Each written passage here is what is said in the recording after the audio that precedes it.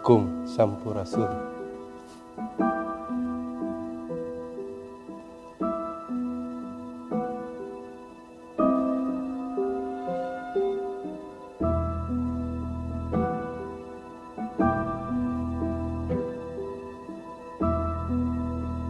Masuk dulu.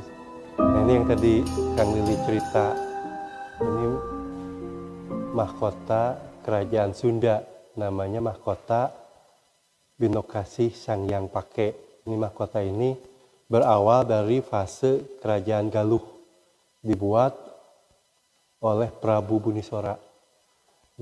Pada saat ada insiden Bubat, Prabu Linggabuana dan putrinya gugur, maka Kerajaan Galuh mengangkat adik dari Prabu Linggabuana yang gugur di Bubat, peristiwa Bubat, yaitu Bunisora. Nah, Prabu Linggabuana itu memiliki putra mahkota.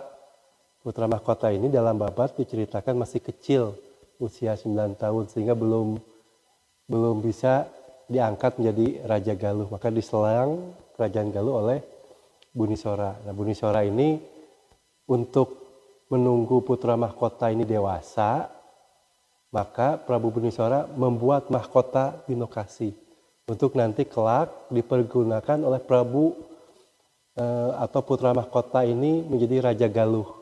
Nah, siapa putra mahkota yang dimaksud? Yaitu Prabu Wastukencana.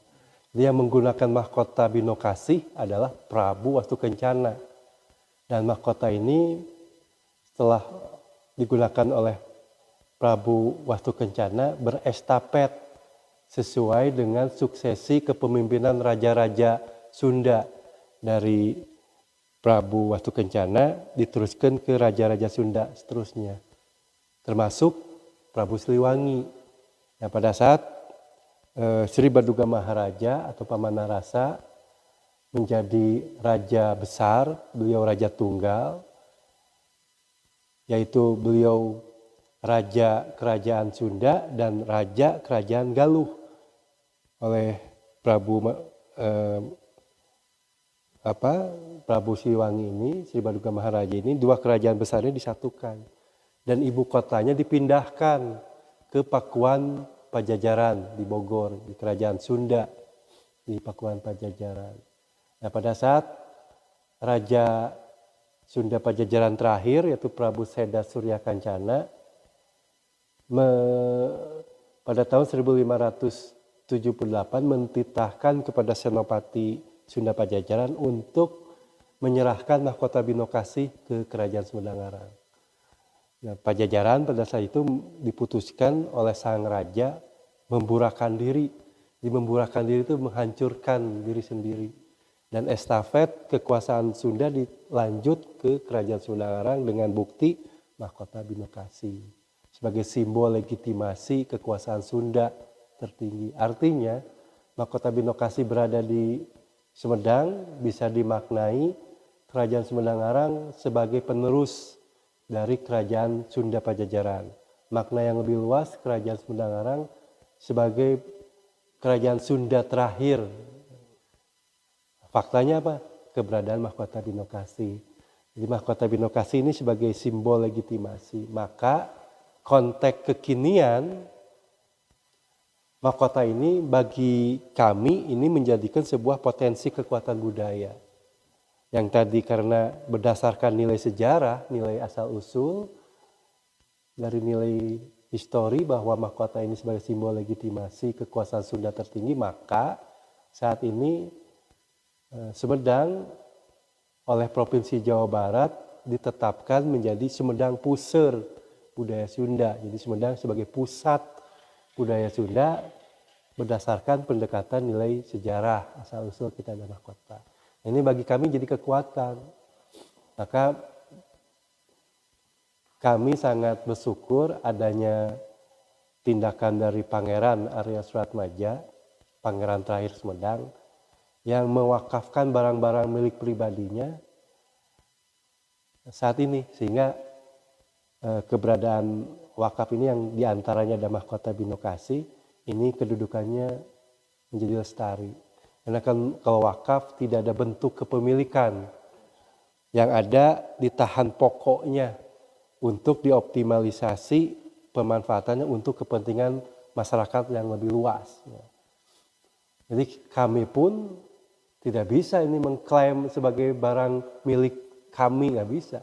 Karena ini bukan waris. Coba kalau tidak diwakafkan oleh Pangeran Suratmaja, apa yang terjadi? Pasti sifatnya waris.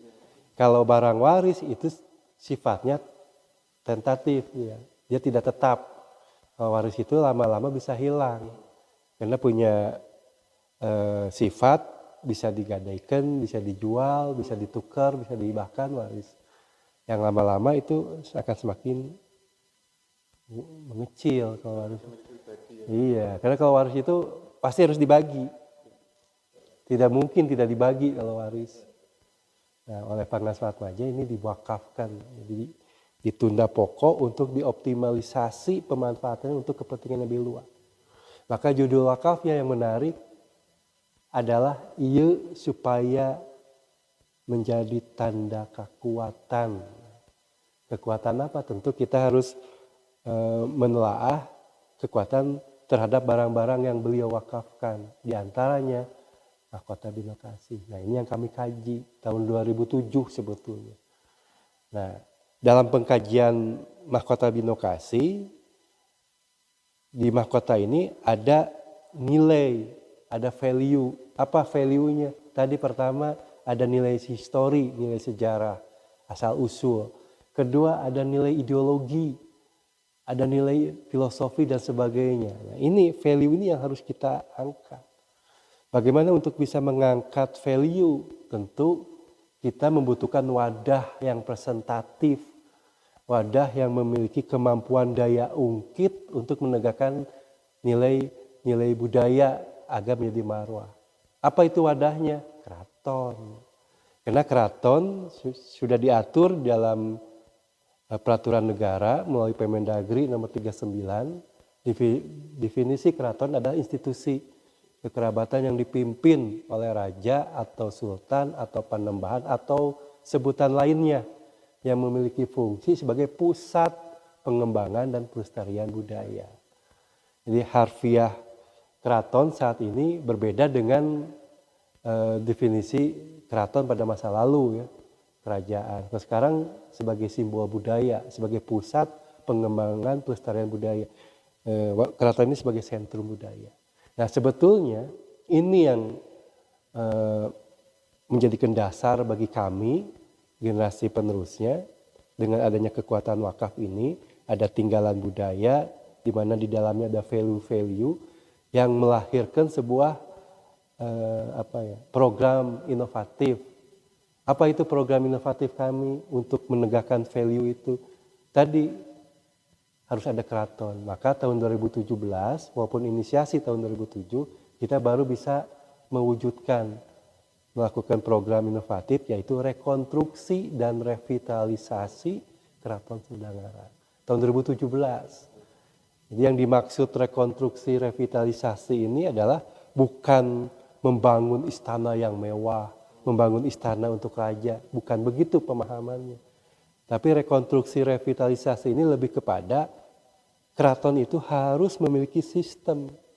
Nah, sistem keraton diantaranya ada struktur keraton, ada visi misi keraton, maksud tujuan, ada renstra, rencana strategis keraton. Sehingga kedudukan keraton ini hadir setiap saat untuk menjalankan fungsinya sebagai sentrum budaya, sebagai pusat pengembangan pelestarian budaya. Sehingga kedudukan Keraton Sumedang-Larang tidak lagi bersifat seremoni dan insidentil.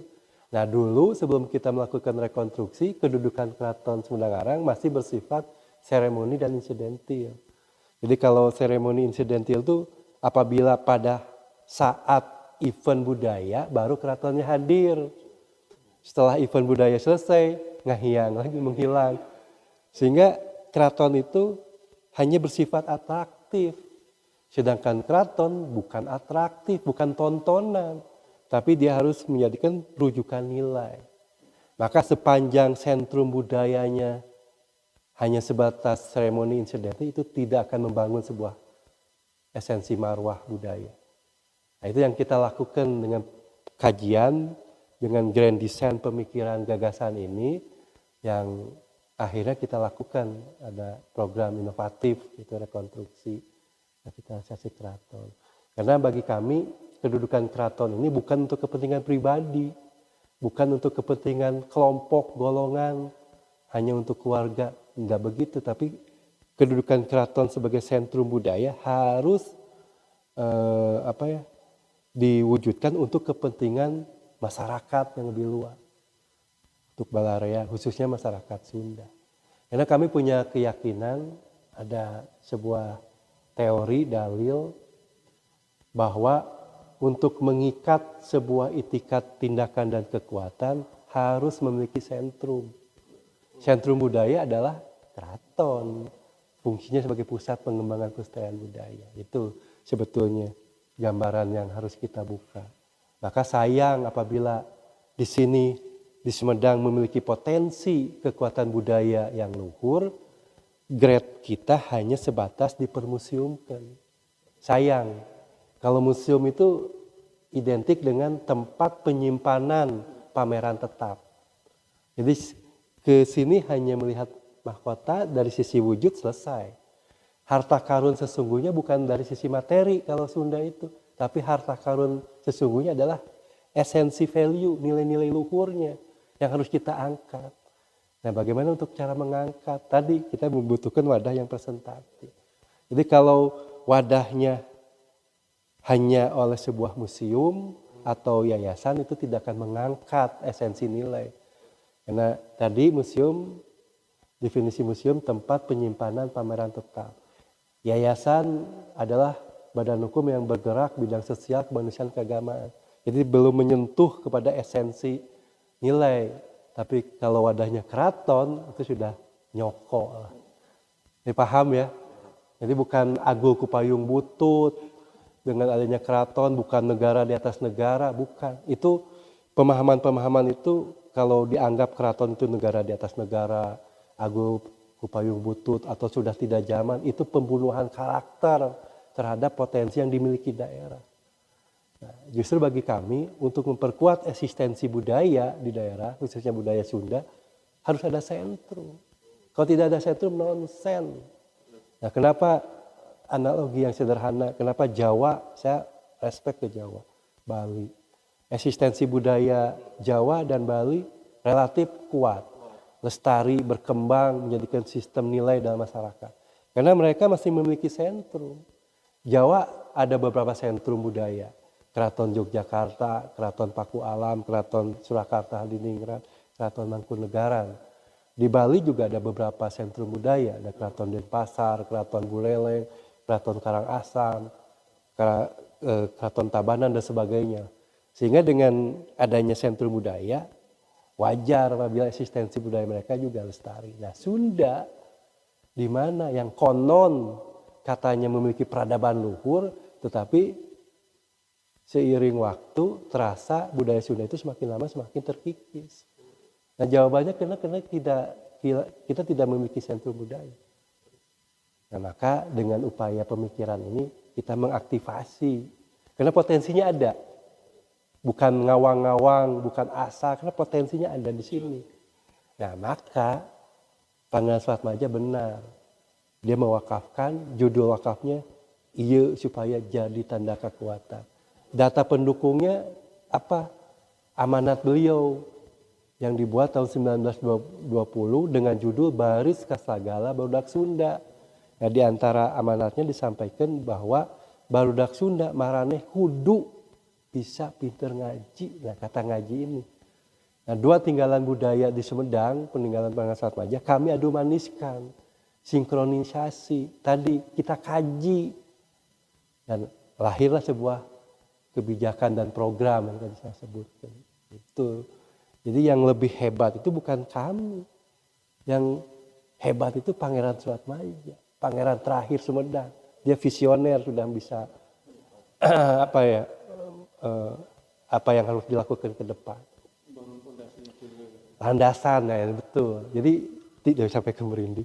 Tinggalan budaya Pangeran Suatmaja itu wakaf dan amanatnya bagi kami itu landasan pijakan, pondasi dia.